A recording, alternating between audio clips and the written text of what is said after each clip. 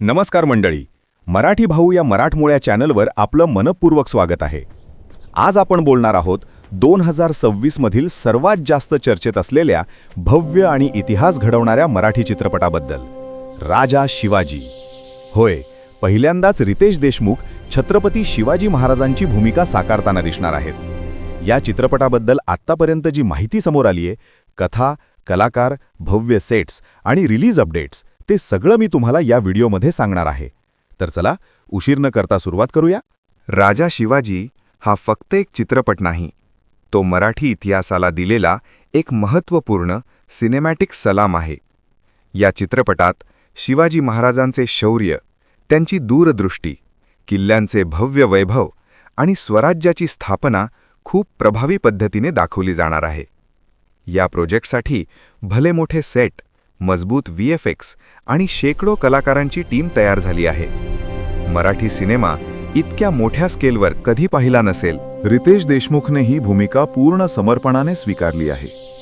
शिवाजी महाराजांची body language, त्यांची नजर, त्यांचा डौल, हे सगळं शिकण्यासाठी त्याने महिन्यांनी मेहनत घेतली. त्याचा पहिला लुक समोर आला आणि सोशल मीडियावर एकच जल्लोष, हा रितेश नाही, हा शिवराय दिसतोय. आणि खरंच त्या लुकमध्ये एक वेगळीच ताकद आहे. या भव्य चित्रपटाचे दिग्दर्शन करत आहेत रितेश देशमुख.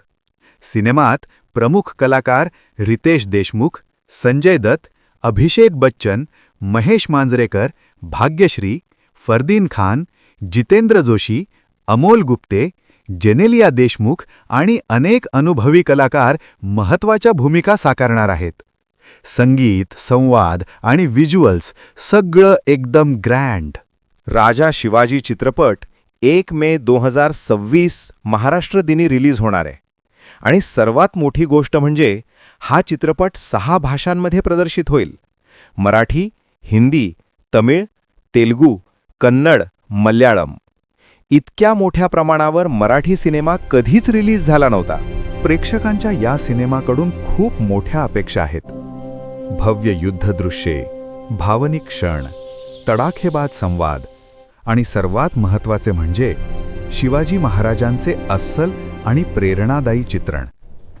सोशल मीडियावर तर आधीच एक आवाज उठलाय, हा मराठीचा बाहुबली ठरणार.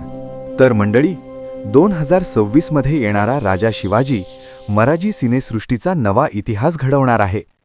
तुम्हाला रितेश देशमुखचा शिवाजी महाराजांचा लुक कसा वाटतो? कमेंटमध्ये नक्की सांगा. व्हिडिओ आवडला असेल तर लाईक करा, शेअर करा आणि सबस्क्राईब करायला विसरू नका.